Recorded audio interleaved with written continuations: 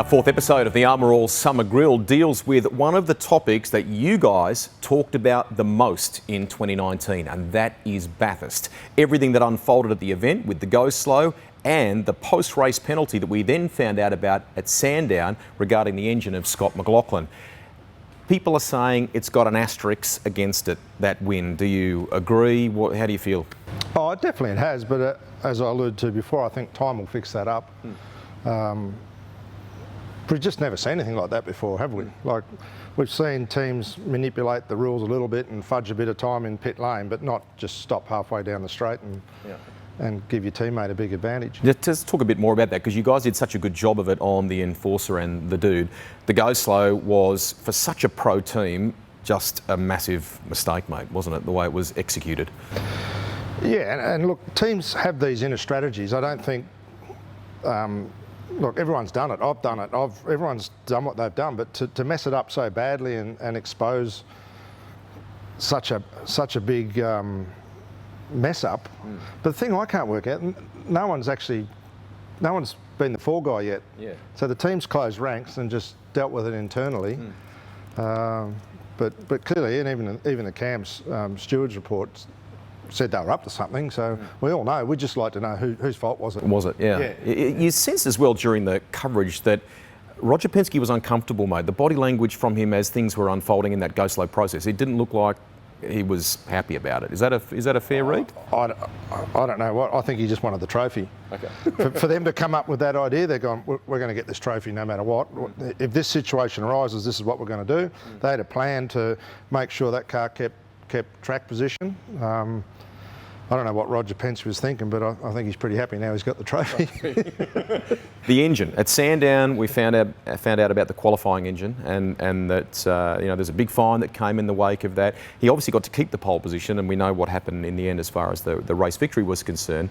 Alex Premer and Scotty McLaughlin. What's your read on what unfolded with the engine? I think the timing was really bad, and that's something supercars have got to learn. But as in, it took too long to get to the resolution of that, you mean? Or? Yeah, they obviously checked the race engine first, and all the other engines they had to check. And they finally got round to the qualifying engine, and there's an issue with it. And to me, it was handled like no one's seen the report from the engine from Supercars yet. So Cams have spoke about it, but for that to stop happening, I'd name and shame in public. Like, as soon as that thing was found illegal, publish the engine document that shows it's illegal, because it's still all speculation at the moment. How fast should it have been turned around? Oh, it should have been checked, like the lift check and all that should have been checked Saturday night as soon as they changed the engine. You could get a no-go gauge and put that in there, and there's certain checks you could have performed on that motor. But I reckon that will happen now. If you pull your qualifying engine out at Bathurst, and it'll be checked then and there. I reckon it'll be checked then and there. It's something we haven't seen before. Yeah. We're just not prepared for a team to take something to that level. Yep. 2020, knowing what unfolded collectively for DJR Team Penske in the wake of all this, what will they? You talked about them closing ranks there to deal with it. What other ways do you reckon they'll deal with it heading into next year? Well, they've been giving away a lot of money to kids' charities and stuff, and trying to rebrand their good guy image, but.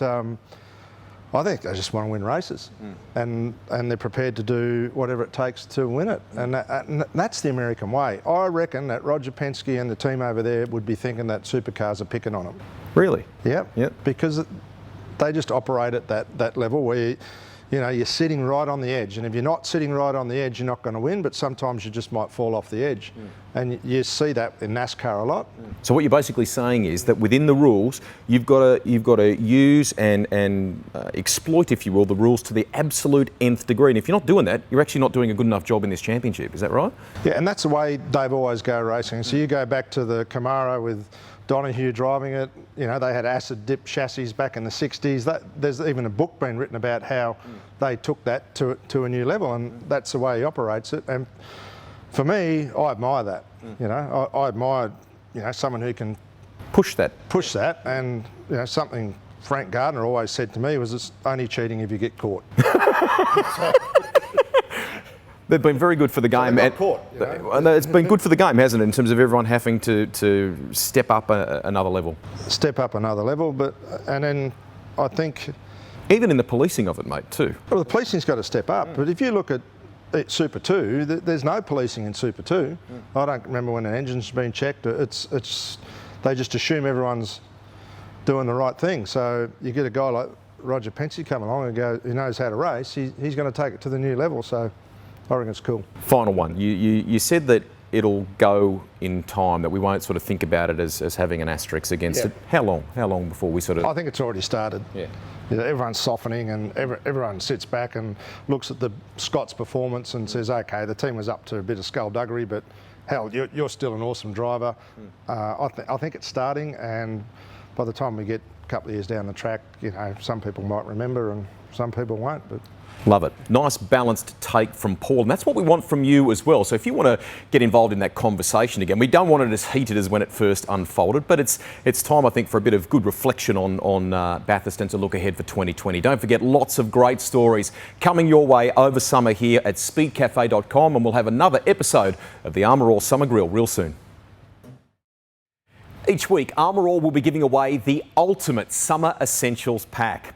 Each pack comprises a range of products to keep your car looking like new, including the new Armour All Ultra Wash and Wax, Ultra Exterior Detailer, Armour All Ultra Interior Detailer, Ultra High Shine Protectant and Ultra Tyre Foam. To enter the draw, simply subscribe at speedcafe.com in the sign-up box below this video. It's that easy. And we'll have another episode of the Armour All Summer Grill tomorrow. We all pride ourselves on keeping our car looking like new. This is why I use Armour All. Armour All's new Ultra range uses premium technology, so you'll get the results you want in less time with less effort. Armour All Ultra, looking good, made easy.